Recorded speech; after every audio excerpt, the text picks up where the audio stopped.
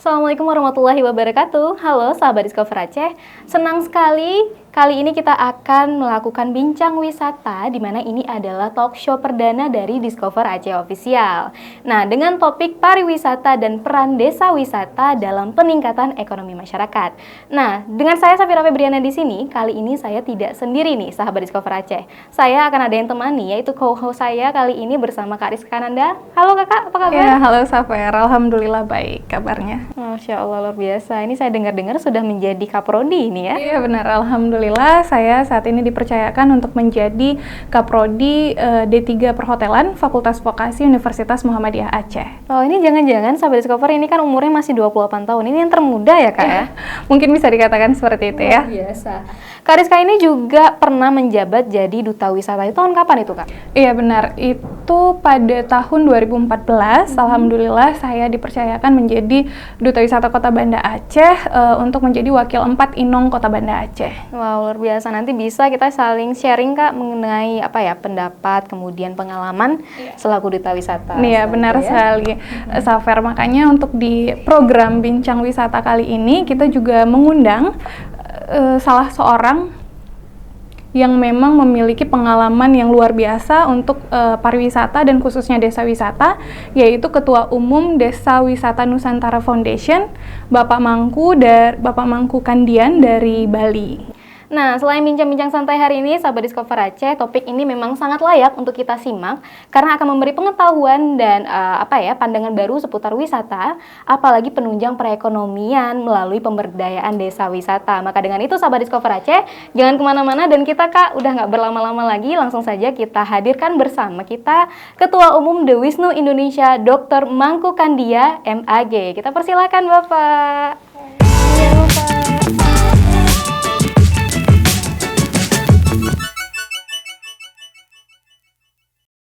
Oke, selamat datang. Assalamualaikum. Waalaikumsalam. Ya, Mbak Rizka, Mbak Zen. Ya, silakan dulu, Pak. Wah, ini luar biasa. Sudah berapa hari di Banda Aceh? Wow, lama 5 hari. 5 hari ya. Ini panggilnya apa ini? Mangku ya? Ya, could call me Mangku lah. Just call me Mangku. Asik. Berarti ini sebelumnya sudah bertemu dengan Kak Rizka ya? Sudah ada di kegiatan TOT ya, Training of Trainers untuk pendamping desa wisata. Wow, sudah makan mie Aceh, Mangku? Sudah. Wow, bagaimana rasanya? Di Bali juga ada mie Aceh. Oh, ada ya? Ya. Rasanya perbedaannya ada beda? Sama orang Aceh. Oh, mungkin. sama ya? Oh, iya. Luar biasa. Iya. Jadi Mangku mungkin boleh perkenalkan sedikit kesibukannya apa saja yang Mangku urus selama ini. Boleh, silakan Mangku. Baik, selamat sore. Assalamualaikum warahmatullahi wabarakatuh. Om Swastiastu. Selamat sore, rekan-rekan Discover Aceh. Perkenalkan, nama saya Mangku Nyoman Kandia.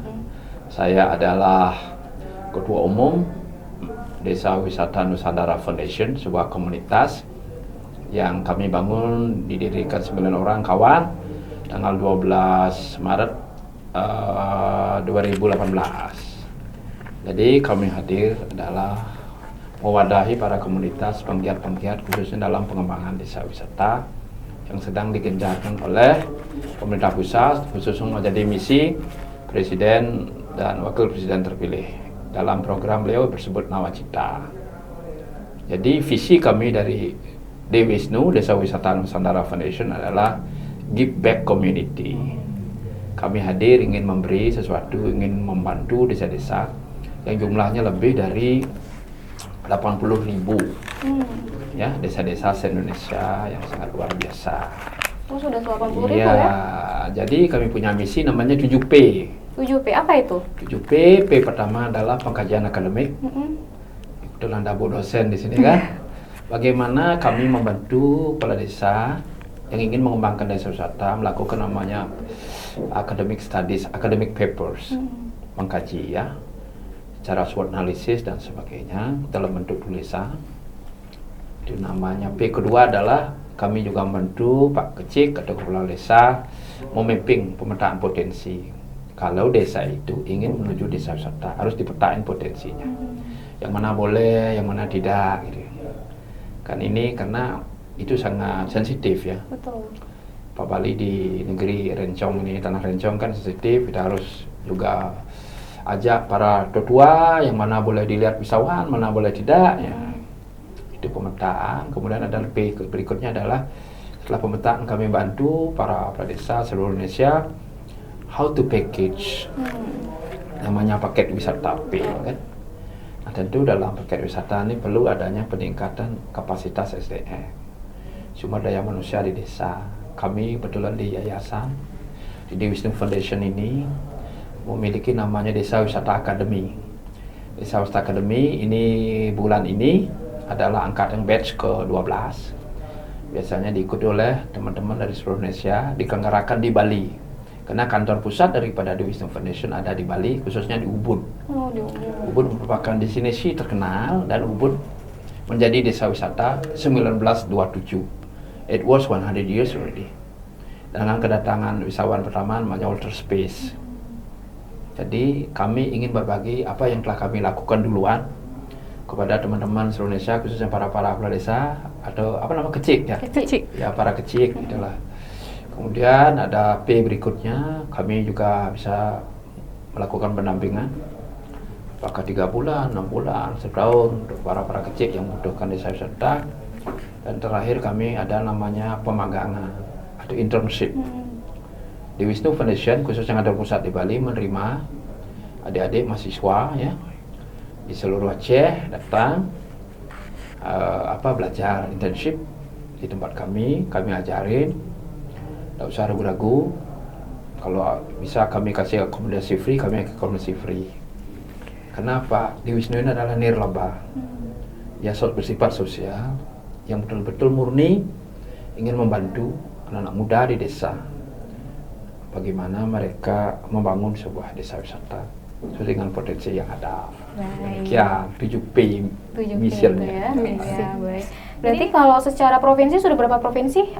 Kami ada di 34 provinsi. Sudah keseluruhan berarti ya? Iya, dan kami ada di 300 kabupaten kota. Wow, sudah. Sabang Merauke.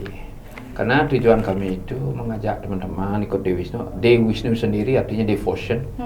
Ayo kita luangkan waktu mengabdi, membangun desa. Kenapa kita membangun desa? Karena ini kita lahir di desa, bahan makanan di desa, budaya semua di desa. Kenapa kita harus tinggalkan desa? Kemudian E itu empowerment. Empowerment, how to empower the locals. Kemudian W itu willingness, ketulusan ikhlas kita memberi sesuatu kepada desa. E itu adalah inspiring, how we inspire the local people, terinspirasi. Kemudian ada namanya S, sustainable, berkelanjutan ya. Tidak hanya datang Pak Bupati buka launching di swasta habis itu selesai ya. Norm itu adalah pelestarian budaya. Kemudian terakhir adalah unik. Jadi quote and quote kunci dari desa wisata adalah partisipasi masyarakat dan uniqueness. Begitu ya Pak ya. Baik, jadi mungkin bisa kita saling berdiskusi begitu ya untuk memberikan pandangan-pandangan gitu Pak. Apakah memang penting adanya di desa wisata ini, apalagi kita berbicara tentang pemberdayaan perekonomian masyarakat? Iya, karena sekarang kan desa menjadi subjek hukum. Sejak dia punya undang-undang, desa sudah merdeka dia. Betul. Undang nomor 6 2014. Itu sebenarnya keinginan di Wisnu itu lahir karena ada undang-undang. Sebelumnya desa kan belum punya undang-undang. Betul. Ya. Jadi undang masyarakat desa itu adalah kesatuan hukum ya, yang berhak mengatur dirinya sendiri. Itu pemerintahan terkecil di desa. Kecil sebagai kepala desa. Makanya ada 3 yang pakai lambang Garuda di tanah air. Gubernur pakai Garuda kanannya. Habis itu Bupati, Wali Kota Garuda. Pak Kepala Desa juga pakai Garuda. Cuma sayang latar belakangnya hitam. Mungkin karena ada black magic banyak di desa. Iya, benar. Tapi berbicara tentang hal yang demikian, kita kan punya kekhawatiran ini kan Pak. Nah, apakah memang sebenarnya masih banyak sekali masyarakat kita yang buta dengan konsep wisata itu sendiri? Iya, kalau ini kan takes time deh. Ya, waktu itulah tugas daripada negara, pemerintah daerah ya, kabupaten kota untuk mensosialisasikan. Karena pariwisata kan udah ada undang-undang. Kan sudah setuju DPR-nya sama Presiden bikin undang-undang kan. Undang-undang nomor 10 tahun 2009. Yeah. Bahwa dalam undang-undang itu sendiri segala budaya alam, indah alam ini kita bisa manfaatkan untuk kesejahteraan masyarakat melalui wisata. Ya, begitu Gitu ya Pak ya.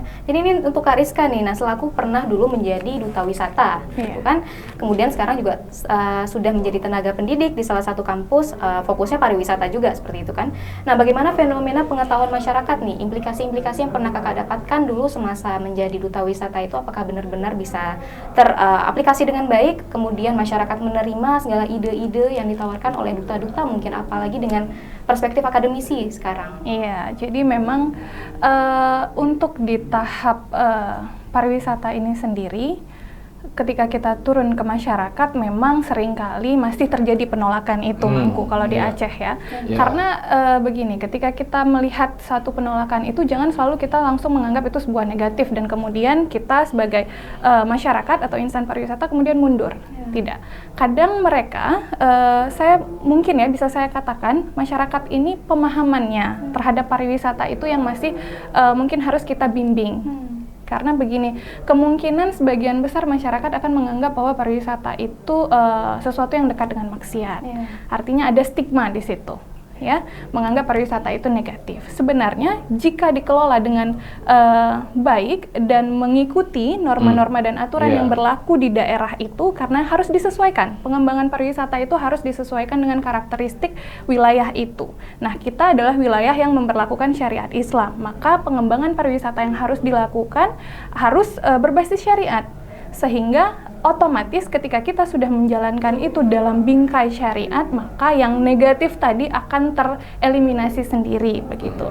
Nah, itu yang mungkin inilah yang menjadi tugas utama kita, apalagi pendamping desa wisata ya, Mangku baru selesai dilatih juga. Itu yang harus disampaikan nanti kepada masyarakat ketika langsung berhadapan, turun ke masyarakat, ketika ingin mendampingi desa tersebut untuk menjadi sebuah desa wisata. Biasa, ini memang secara dulu, berarti dulu berapa tahun itu Kak, jabatan Kakak selaku? Untuk duta wisata menjabat selama 1 tahun. Iya. Berarti program-programnya selama setahun itu dijalankan terus dahulunya ya? Iya benar, dulu kita di duta wisata atau di Ikatan Agaminong Kota Banda Aceh punya program yang namanya Sawu Gampong. Sawu Gampong itu memang mengangkat konsep CBT, Community Based Tourism, tapi kita mulai dari anak-anaknya dulu. Karena kita sadar bahwa potensi alam itu penting, tapi yang membuat kita memiliki ciri khas itu adalah budaya. Sehingga tujuan atau target utama kami adalah melestarikan budaya. Karena ketika kita berbicara tentang pengembangan masyarakat dalam konteks desa wisata, kita tidak hanya fokus ke ekonomi. Memang ketika kita berbicara tentang kesejahteraan masyarakat desa, pasti kita akan bersentuhan dengan ekonomi. Tapi ada di balik itu yang juga lebih penting, yaitu keberlangsungan sosial, lingkungan, dan budaya. Jadi dari Ikatan Agaminong Duta Wisata Kota Banda Aceh sendiri, memang target utamanya itu dulu, melestarikan budaya. Yang kemudian nanti kebudayaan ini bisa dikemas menjadi suatu daya tarik wisata yang mendatangkan wisatawan ke desa tersebut, begitu. Menarik sekali memang. Ini kalau misalnya dari pengalaman Kakak sendiri, kemudian dari program-program yang dijalankan oleh Duwisnu gitu, seperti apa sih cara mengembangkan potensi wisata di desa? Coba, sini dulu. Iya, boleh. Mangku dulu lah. Iya, Mangku. Pertama, kita harus MOU dulu, kerjasama dengan desa. Kalau memang Pak Kepala Desa ingin mengembangkan desanya menuju desa wisata, kita akan bantu, kita dampingi 1 tahun. Langkah pertama jelas, kenapa sih minta desa wisata gitu? Kita tanya dulu. If we go there, come down to the village, we will ask the chief village, what's the uniqueness for this village? Kenapa Pak Kepala Desa ingin jadi desa wisata? Itu pertanyaan dulu. Landasan yang kuat ya? Iya. Kalau desa wisata itu kan tadi masyarakatnya mau mendukung dah, ada keunikan dah di desa itu. Kalau tidak unik, apaan mereka datang? Sama dengan makan di Aceh, ada cenai mama, ramai orang di sini kan mencoba itu, karena daerah lain tidak ada. Ya kemudian ya kita turunkan pentahelik, tim Rizka, akademisi, ajak kerjasama. Duwisnu kan tidak bisa berdiri sendiri. Duwisnu melibatkan banyak orang, karena membangun desa wisata itu harus dikeroyok istilahku. Dikeroyok semua orang ini. Tidak ada one man show ya? Tidak ada, dikeroyok dia. Tim kayak tim itu. Iya. Ya, tapi sebenarnya kan desa itu indah. Semua kan ada di desa sebenarnya. Selama ini kita belum sadar gitu loh. Bahwa desa kita cantik. Kita maunya ke kota aja cari kerja kan, ke Jakarta aja gitu. Ya. Terus kenapa kita tinggalkan desa? Keuntungan dari desa wisata kan bisa mencegah urbanisasi Iya, ya. benar. Perpindahan penduduk dari desa ke kota itu. Dan alasan kedua, karena membangun desa wisata tidak memerlukan kapital uang yang terlalu banyak. Keunikan sudah ada, masyarakat partisipasi. Yeah. Pak Kecik sudah punya dana desa. Dana desa ini kan kita minta bantu mereka. Walaupun mereka ada penampung desa kan.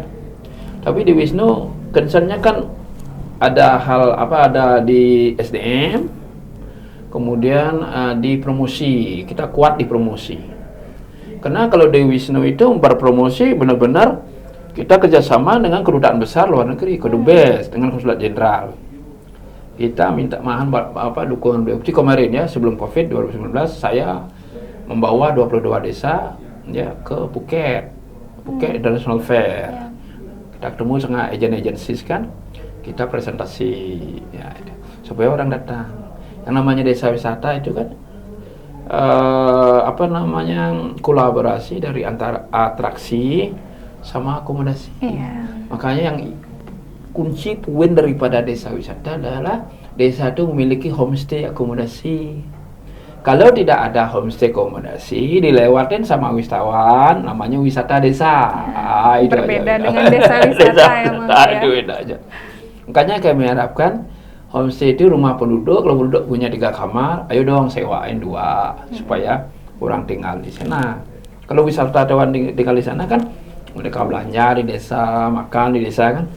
Nah, kalau dari perspektif Kakak Rizka nih, selaku yang pernah menjabat jadi duta wisata, seperti apa sih cara mengembangkan potensi-potensi yang pernah dijalankan Iya, selama Kak ini? Rizka kan akademisi.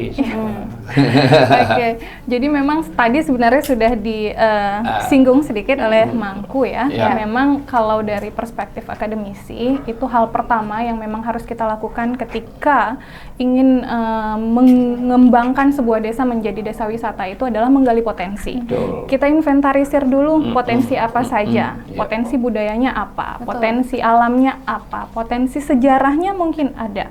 Jadi hal itulah yang kemudian kita analisis, kemudian kita lihat mana yang memang bisa menjadi main attraction-nya. Dan tidak cukup hanya dengan main attraction, tapi juga ada atraksi-atraksi pendukung lainnya. Karena kan gini, wisatawan itu cenderung mencari sesuatu yang baru. Iya. Ketika kita tidak terus menggali potensi-potensi yang lain, maka kemungkinan mereka untuk kembali lagi itu jauh ya, Mangku ya. Iya. Wisatawan ini kan mencari sesuatu yang baru, kemudian mencari kepuasan. Ketika dia datang ke desa kita, kemudian kita gagal memberikan kepuasan kepada wisatawan tersebut, maka 2 kemungkinan. Iya. Apakah memang dia akan bercerita kepada teman-temannya, Iya. word of mouth ya, Iya, sure. Mangku, perihal hal yang baik atau yang buruk. Jadi itu dulu, kita gali dulu potensi, lihat atraksi mana yang memang paling bisa untuk kita jadikan main atraksi, kemudian juga kita cicil dengan atraksi-atraksi pendukung. Jadi itu yang pertama sekali yang harus kita perhatikan ketika akademisi itu turun ke desa. Kemudian kita lakukan pemetaan. Kemudian tadi lagi ada pendampingan. Karena kan masyarakat ini begini. Mungkin misal ya saya ambil contoh. Masyarakat yang tinggal di pesisir, Mangku. Iya. Selama ini mereka hidup berdampingan dengan alam, khususnya laut begitu kan. Mereka hanya melihat laut sebagai tempat untuk mencari ikan. Iya. Atau ya paling berenang-berenang lah begitu. Nah ternyata ada potensi lain di situ, ada aktivitas-aktivitas wisata yang bisa dilakukan di situ dan bisa menjadi peluang ekonomi bagi masyarakat. Kita lihat saat ini di Aceh, mungkin di daerah Sabang, di Desa Iboh itu kan sudah mulai banyak aktivitas wisatanya. Ada snorkeling, ada diving, ada dolphin trip. Nah artinya itu peluang-peluang ini yang harus kita bantu masyarakat untuk melihatnya. Jangan lagi hanya melihat laut hanya sebagai tempat untuk mencari ikan. Tapi begitu juga ada hal-hal yang juga harus kita perhatikan. Ketika kita menggunakan sumber daya alam, laut itu kan sumber daya alam. Jangan sampai berlebihan. Karena berujung pada eksploitasi, Mangku ya. Jadi seperti itu, harus seimbang semuanya. Sudah berapa lama The Wisnu berdiri? Since 2018, 4 years. 2018. Ya. Hampir 4 tahun. Iya. Iya. Dan Tapi wadahnya baru, tapi orangnya ke pemain lama nih. iya, pemain lama. Pemain lama. Karena saya dulu mantan ketua umum DPP HPI 10 tahun, 2001-2011. Kemudian saya founder daripada dan presiden Southeast Asia Tourist Guide Association 2008 sampai 2018, 10 years.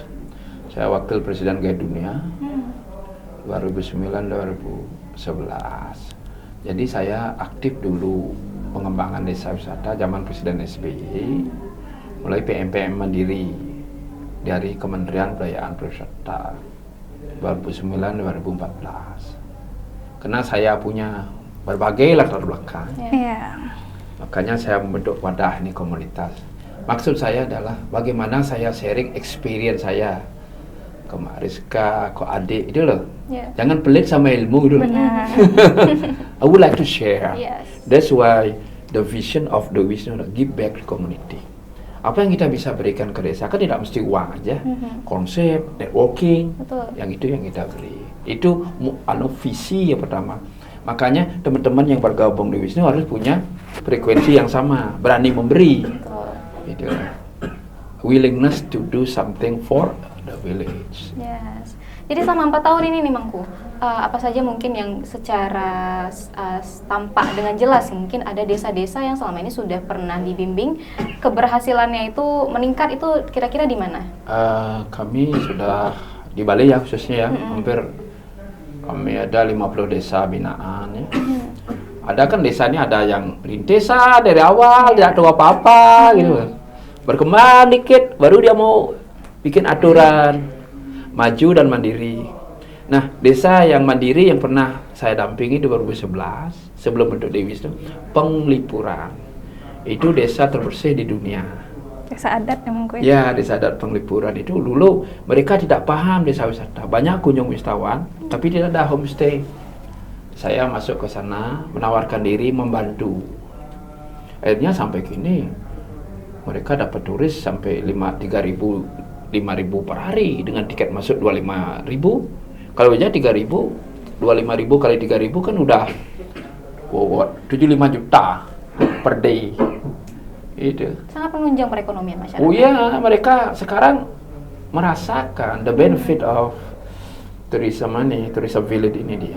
Ya, Penglipuran itu yang di Bali, itu yang bagus dikunjungi sebagai benchmarking lah. Iya. Ya, karena di sana dalam masuk ke desa dikasih tiket 5.000, dikumpulkan oleh pengelola desa. Pengelola desa ini hasilnya akan dibagi 40% dikasih pemerintah kabupaten, 60% untuk mereka orang-orang desa. Kalau rumah mereka rusak, misalnya diperbaiki kan, ambil dari uang ini. Kalau yang mau sekolah tidak mampu, ambil dari uang ini. Ya. Itu manfaatnya. Kalau mungkin dari pengalaman Mangku sendiri, ini kalau kita berbicara tentang stigma-stigma masyarakat tentang apakah pariwisata itu, kalau misalnya kami di Aceh nih, seperti ini, sering distigmakan kalau pariwisata terlalu banyak diakal-akali, nanti mendekatkan dengan maksiat, seperti itu kan Kak. Nah, pengalaman sendiri untuk di Bali mungkin, apalagi kan di Bali juga sangat ketat, kental sekali dengan budaya. Nah, pendekatan pariwisata itu pernah nggak ada yang menolak atau yang merasa, oh ini tidak baik, ini perlawanan-perlawanan Ya, dari karena masyarakat? pariwisata Bali kan kesepakatan Mhm.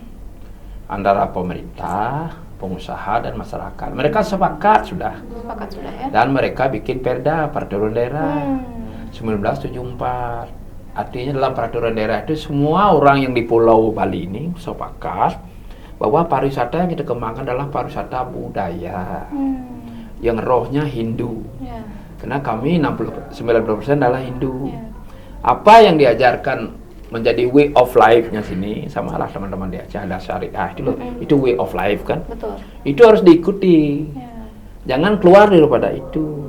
Misal di Aceh, ayo kita bikin pariwisata syariah sesuai dengan kan kaidah-kaidah Islam. Apa itu? Jangan kalau di Bali for Bali for tourist. Bali ya. Tourist for Bali. Kita nyari turis untuk Bali, jangan kita mengikuti kehendak turis. Yeah. Ya itu maksudnya. Ya. Artinya turis for Bali. kamu wisatawan asing domestik, kamu datang ke tanah Bali kami, kamu harus ikuti aturan-aturan yang ada di Bali, gitulah. Sama mirip dengan syariah. Iya. Cuma ya stigma itu kan harus ada kontrol, itu ya. Kita kan juga, kan bisa saja. Kalau ada pasang suami istri, liatin akte nikah ya kan, kan bisa dikontrol ya. Nih, kalau logikanya adalah ketika kita ingin mengembangkan suatu daerah menjadi suatu destinasi wisata, tidak harus selalu yang glamor ya, Mangku ya. Tidak harus selalu datang investor. Memang investor itu bagus untuk hal mungkin pengembangan daerah yang secara umum. Tapi untuk pariwisata, ketika kita ingin mendatangkan manfaat yang lebih besar kepada masyarakat, maka hubungan yang harus terbangun itu adalah antara masyarakat dan pemerintah. Dan posisi duta wisata itu adalah sebagai mediatornya. Bagaimana duta wisata bisa menghubungkan apa yang diharapkan, harapan-harapan masyarakat kepada pemerintah, dan kemudian menjadi perpanjangan tangan pemerintah untuk menjalankan program-program pemerintah dalam hal fokusnya kepada masyarakat yang bisa meningkatkan kesejahteraan masyarakat, kemudian meningkatkan pemahaman masyarakat. Jadi seperti itu. Saya melihat memang duta wisata saat ini mempunyai peran yang sangat vital untuk pembangunan pariwisata, khususnya di Kota Banda Aceh. Apakah selama ini pernah nggak Kak program-program yang ditawarkan oleh duta wisata atau memang aliansi para pelaku pariwisata ini, program-programnya pernah ditolak oleh pemerintah? Mungkin kalau untuk program, karena selama ini kan kita memang didampingi oleh Dinas Pariwisata Kota Banda Aceh khususnya. Untuk program-program sejauh ini saya lihat belum pernah ada yang ditolak, karena memang saya melihat pemerintah kita, wali kota, kemudian Dinas Pariwisata sangat mensupport itu.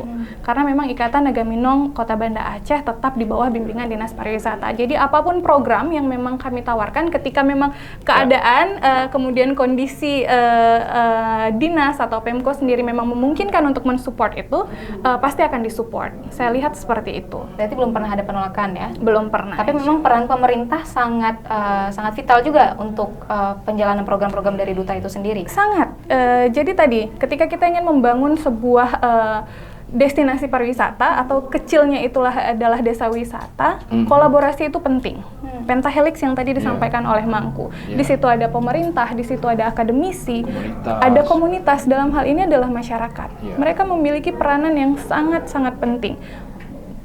Masyarakat juga tidak akan bisa berjalan sendiri tanpa adanya pemerintah. Jadi hubungannya itu memang sangat erat dan tidak bisa dipisahkan. Desa itu akan hidup apabila ada orang bercerita. Seperti tadi saya ke desa Nusa kan, saya juga bercerita di sana potensi-potensi apa yang cocok. Jadi desa wisata itu, jadi warga desa itu paham desanya dulu, mengerti sejarahnya apa, kenapa sebut desa Nusa, semacam itu kan. Itulah gunanya Discover Aceh ini saya dukung sekali ada semacam ini. Kalau di Bali ratusan media ada ngomongin pariwisata, tidak satu, ratusan media. Kalau mau lomba apakah Facebook, dan di desa wisata pengalaman di Bali itu sendiri anak-anak muda juga dia bangga dengan desanya. Dia post di Instagramnya, di Facebooknya gitu. Jadi itulah perannya sebenarnya, seperti adik anak muda ini ya, yang milenial di desa khususnya, ajak mereka bagaimana membuat konten tentang desanya sendiri supaya dikenal. Kemarin kan ada KKN di Lampanairi kan terkenal juga. Kita tidak tahu di mana tuh desanya kan, kalau coba film itu kan. Gara-gara KKN itu. KKN itu dikenal desanya, ternyata desanya di Banyuwangi kan. Mereka itulah peran dari media sangat luar biasa. Sudah menjadi pariwisata juga. Media ini bisa mengubah semua. Betul. Ya distraction namanya apa? Distraction itu kan. Tuh. Jadi memang untuk menjadikan desa wisata dikenal perlu peran media, sama dengan Discover Aceh. Kira-kira ayo kerjasama dengan Dewi Wisnu, desa mana yang akan dibina inilah. Betul. Kita work together sama Mariska, dan juga akademisi kan. Universitasnya kan punya Tridharma Perguruan Tinggi, salah satu pengabdian masyarakatnya kan.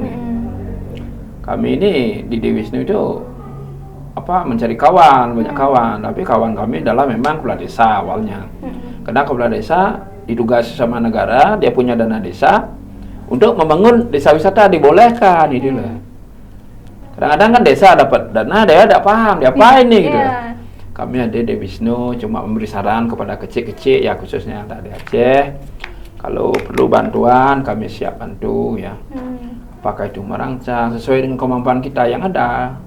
Nah, kami bangga bahwa di Wisnu ada Master of Science, Mariska kan ilmunya tinggi. Saya doktor saya di bidang heritage tourism. Kalau ada memang benar-benar arkeologi, saya tertarik ekspos itu. Karena di Bali sendiri ada namanya Candi Tua yang abad ke-11 dibangun. Itu bisa mendatangkan tiket masuk 9 miliar per tahun. Wow. Sebuah candi kuno kan, orang lihat. Iya. Kalau untuk Kariska, jurusan perhotelan pariwisata ini hanya ada di kampus swasta ya? Ya, untuk saat ini di Aceh baru ada di Universitas Muhammadiyah. Masih sangat langka ya? Masih sangat langka. Nah, itu kita harapkan adanya perhatian pemerintah ya untuk memang pemerintah sudah memberikan perhatian yang cukup besar. Seperti ini diadakan pelatihan TOT yang langsung mendatangkan narasumbernya dari Bali, tidak tanggung-tanggung ya. Ada juga Pak Husin dari Trisakti, Jakarta ya, perwakilan dari Trisakti. Nah, kita juga di sini harus juga membuka pikiran bahwa Aceh itu sudah butuh lembaga pendidikan yang terfokus pada pariwisata, karena kita berharap pariwisata ini bisa menjadi leading sektor di Aceh sendiri. Karena untuk masyarakat Aceh sendiri hari ini sudah tidak perlu takut dengan yang namanya pariwisata ya. Betul. Stigma-stigma itu sudah bisa kita kurangkan, sudah bisa bahkan kita hilangkan. Karena begini, pariwisata saat ini pembangunannya sudah mengusung konsep-konsep yang berbasis masyarakat, yang outputnya adalah desa wisata. Di mana desa wisata itu di dalamnya kita lebih cenderung kepada wisata edukasi, wisata budaya, wisata sosial ya. Bagaimana kita melihat living culture-nya masyarakat, kita hidup bersama dengan masyarakat. Sehingga saya yakin ketika itu kita laksanakan, maka hal-hal yang negatif tadi tidak akan ada, karena kita tidak menyediakan wisata-wisata yang sifatnya glamor, hiburan seperti itu. Ketika kita turun ke desa, tujuannya adalah desa wisata, maka aktivitasnya pasti aktivitas yang ada di desa, dan sudah bisa dipastikan aktivitas di desa jauh dari aktivitas-aktivitas yang negatif. For me, this is my second home, Aceh. Aku udah ke Aceh 5 kali. Wow, sudah sesering itu ya? Cara saya ngomong orang Bali sama Aceh mirip. Betul. Saya bangga sekali. Saya kemarin saya keliling-keliling Aceh dulu. Potensi alam luar biasa.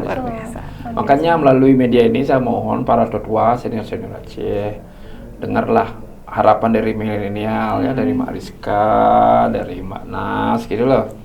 Bahwa ayo, kenapa pariwisata itu adalah lifestyle. Gaya hidup ya. Lifestyle, jangan berpikir think positif lah. Betul. Terhadap ini, apalagi ini beliau Mbak Rizka seorang prodi vokasi kan skill gitu. Iya, betul. Saya harapkan dibentuk misalnya duta wisata, actually startingnya from guide sebenarnya. Guiding. Ya. Jadi duta wisata is the ambassador representing Aceh gitu. Ya. Itu memang perlu dicetak banyak supaya dengan bangga mereka menceritakan negerinya ya, objek wisatanya, Siloknga. Kemarin saya sudah ke kebun kurma saya sama Tommy kan, Canai Mama KL ya. Saya sudah ke Sabang, saya sudah ke Lansa. Sudah banyak. Iya, luar biasa. Dan ini saya pikir Aceh ini aksesibilitasnya luar biasa, dekat dengan Thailand, dekat dengan Malaysia, dekat dengan Singapura gitu. Coba bayangkan yang lain jauh-jauh gitu kan. Sulawesi Selatan mana? Di samping ini kan penduduknya juga banyak di tanah Sumatera. Coba Lebaran, Tahun Baru kan bisa tidak dapat akomodasi orang-orang Medan ke sini kan. Iya, betul. tinggalnya di mana-mana, di masjid, di benua kan. Nah, ini peluang sebenarnya bagi desa wisata menyediakan homestay. Itu loh ya. Ini pasti akan terus orang ke sini. Saya sendiri nanti kalau saya balik ke Bali, saya pasti bercerita dengan teman-teman di Bali. Ayo ke Aceh, aman loh, bisa ngopi 24 jam di Aceh kan. Kan keren sekali. Dengan julukan 1000 warung kopi. Iya, tidak ada sebuah kota kayak Aceh yang bisa ngopi 24 jam. Hanya Dan Aceh. itu menjadi keunikan. Iya, unik. Nah, selling point itu orang datang kan. Mungkin dari Kakak Rizka sendiri mempunyai saran-saran untuk bagaimana pariwisata ke depan, apalagi mungkin dari perspektif akademis kita butuh ya, tapi hanya baru 1 di UMUHA. Apa saran-saran Kakak ke depan? Ya, saya berharap memang Universitas Muhammadiyah Aceh akan terus bertumbuh, terkhusus prodi perhotelan di Fakultas Vokasi, karena tantangan kita juga saat ini adalah memang mahasiswanya itu masih cenderung sedikit mampu. Karena itu tadi saya bilang bahwa pariwisata saat ini belum mendapatkan posisi yang gimana ya, yang sentral di hati masyarakat. Masih menganggap bahwa pariwisata itu udahlah jangan, apalagi judul prodinya itu perhotelan begitu ya. Jadi sangat diarahkan ke arah yang agak negatif gitu. Padahal tidak seperti itu. Itu harapan saya yang pertama. Mari sama-sama kita membuka mindset kita bahwa pariwisata itu justru adalah peluang untuk kita mengembangkan potensi-potensi yang ada di daerah kita atau di desa kita untuk kita ambil manfaatnya. Ya, ambil manfaatnya tapi tidak secara berlebihan, karena nanti juga akhirnya akan menjadi eksploitasi, tapi dengan seimbang. Potensi kita itu sangat kaya, kita punya alam, kita punya sejarah, kita punya budaya yang nilai jualnya itu sangat tinggi, dan itu akan membawa daerah kita itu terkenal sampai ke mancanegara ketika kita sukses membangun pariwisatanya dan kemudian lebih dikenal. Jadi orang udah, untuk saya yakin Gampong Nusa sendiri sudah tidak lagi menjadi sesuatu yang di mana ya desa Nusa itu, karena baru mendapatkan penghargaan sebagai desa wisata untuk kategori homestay ya, ya. Dan itu hal-hal seperti itulah yang membuat desa kita atau daerah kita menjadi lebih dikenal oleh publik, baik nasional maupun internasional. Sebenarnya kalau kita berbicara konsep eksploitasi, seperti apa sih caranya biar tidak tereksploitasi itu? Itu kan menjadi kekhawatiran kita itu. Nah, memang untuk itu sendiri perlu dilakukan kajian-kajian ya. Ada yang namanya carrying capacity, di mana kita tidak boleh melampaui dari daya dukung yang ada. Bagaimana pariwisata itu hadir, daya dukung pun tidak hanya terkait dengan lingkungan, tapi daya dukung sosial, daya dukung budaya juga. Apakah memang ketika pariwisata kita bawa ke desa, apakah secara budaya itu mendapatkan dukungan? Ketika memang dirasa atau masih ada pikiran-pikiran yang belum atau tidak akan terdukung, maka kita cari persoalannya ada di mana, pandangan masyarakat yang seperti apa yang memang masih berpengaruh buruk terhadap pariwisata. Itu yang harus kita kaji. Sosial juga seperti itu. Apakah masyarakat yang menerima, apakah akan menjadi atau membawa suatu perubahan sosial, apakah transformasi mata pencaharian, kemudian gaya hidup seperti itu. Itu harus dilakukan kajian. Makanya tadi tidak bisa pariwisata itu dilakukan hanya one man show ya, saya bilang tadi. Harus ada kolaborasi. Disitulah peran akademisi dibutuhkan untuk melakukan kajian-kajian. In short, I would like to say, desa wisata is not mass tourism. Dia itu namanya special interest. Orang ke desa karena ingin experiencing. Artinya desa wisata itu harus menghindari dari mass tourism yang selama ini eksploitasi seperti Mbak Rizka bilang. Di Bali kami sudah tidak mengarah ke mass tourism lagi dengan jumlah, tapi quality tourism. So people come to our village, they learn something. Ada value, nilai-nilai yang mereka pelajari dari Aceh. What is the value of Aceh that you would like to offer? Itu yang penting. Oh, saya ke Aceh, saya tenang, saya damai, I got something to learn, gitu loh. Ya semacam-macam itu, bahwa makanya dari itu perlu pelatihan. Itu tugasnya Mbak Rizka. Ini Universitas Muhammadiyah sudah berpikir ke depan. Think ahead namanya. Tapi ya baru dikit muridnya itu kan challenge. Challenge her as kaprodi kan. Sama dulu kita buka STP Nusa 2, udah ada yang mau sekolah. Zaman saya 87, sekarang rebutan. Cari Polteknik Bali, seluruh Indonesia datang ke Bali kan, ingin belajar itu, malah over capacity jadinya. Nah, ini lembaga pelatihan skill ini perlu dilatih terus ya. Moga-moga Muhammadiyah bisa datang ke desa dengan di Dharma Guruan Tingginya, ngumpul-ngumpulin dulu desa-desa mana yang dibina. Ya, saya dari di Wisnu pasti bantu bagian mananya saya masuk gitu loh. Karena kelebihan tadi di Wisnu kelebihannya adalah konsep dan networking. Ayo kita kolaborasi, kalau riset mungkin di Mariska, kami di bagian apanya, membawa turis ke desa itu kan. Kebetulan di Bali kan pusat turis. Kami punya asing 7,5 juta per tahun, domestik 8 juta. Ya. Kalau nanti kita di Wisnu bisa MOU dengan Muhammadiyah, kan kita bisa ini kerja lebih dalam. Ya. Artinya lebih luas. Misalnya di Wisnu mengerjakan apa, kita bisa bagi-bagi job. Tujuannya adalah untuk kesejahteraan masyarakat Masyarakat desa. Gitu. Betul. Nah, dari Mangku sendiri adakah saran mungkin untuk pariwisata di Banda Aceh, terkhusus Aceh gitu? Aceh ini orang-orang pintar-pintar, orang hebat-hebat. Betul. Ya, siapa ada tuh artis banyak dari Aceh? Ya, cantik, ganteng-ganteng, alamnya luar biasa. Cuma saya orang Bali ya luar Aceh, kasih kami aturan mana yang boleh, mana yang tidak. Itu saja. Pasti kami jadi wisatawan akan ngikuti aturan itu. Betul. Jadi saya bilang di Desa Nusa perlu signage, baliho-baliho, misalnya ke Desa Nusa. 21 reason why you have to visit Gampong Desa Nusa. 21 alasan kenapa. Karena kan aksesnya kan Desa Gampong pinggir jalan kan. Langsung mau ke lahiran. Selama ini kalau tidak ada signboard kan dilewatin kan, goloknya kan. tidak ada orang. Oh, there is something there to visit gitu. Ya, kalau sudah desa kita makmur, income bagus kan, negara tidak pusing ngurusin orang desa kan. Betul. Masyarakat sudah mensejahterakan dirinya sudah mandiri sendiri, kan. ya. Artinya dia bisa ngatur di sini. Tapi yang penting adalah saran saya melalui Discover Aceh, kalau ingin masyarakat desa ada wisata, desa wisata, Sabta Pesona itu tanggung jawab masyarakat. Masyarakat. Ya, sasana kalau salah regulasi pemerintah kan, ada kebersihan, keamanan harus masyarakat menyediakan nih. Kita tidak bisa. Betul. Kalau dia tidak aman gimana orang masuk sana kan? Harus bersih, kenyamanan, kenangan semua tadi. Iya. Harus saling berkesinambungan. Iya, Harus. iya, itu. Harus terjalin kolaborasi yang bagus, kolaborasi yang baik, komunikasi Ya, yang saya kan baik. syukur Mak Nas, Mak Rizka, anak muda nih concern dengan ini kan masih didengar sama pemerintah. Iya. Apalagi nanti Mak Rizka dengan aliansi apa? Duta Duta wisatanya Wisata. kan aja mereka ikut nimbrung. Dan saya salut dengan Discover Aceh ada acara ini. Ya, terima kasih, Thank Mang. you. Terima kasih, Mangku. Baik, ini kita doakan saja ya semoga dengan adanya upaya-upaya apalagi dari Dewi Wisnu itu sendiri, pemberdayaan desa wisata bisa meningkatkan sektor-sektor pariwisata terutama sektor perekonomian masyarakat. Terima kasih Mangku Terima kasih sudah Mbak memberikan Nas, Mbak waktu. Rizka, Bu Kita- Kaprodi. Iya.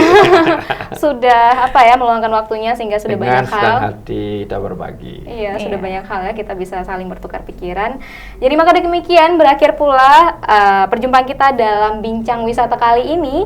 Terima kasih untuk perhatiannya sahabat Discover Aceh. Semoga apa yang bisa kita dapatkan ini bisa menjadi insightful baru bagi kita selaku masyarakat kaum milenial apalagi untuk kemajuan pariwisata di kota kita sendiri yaitu Banda Aceh, terutama Aceh.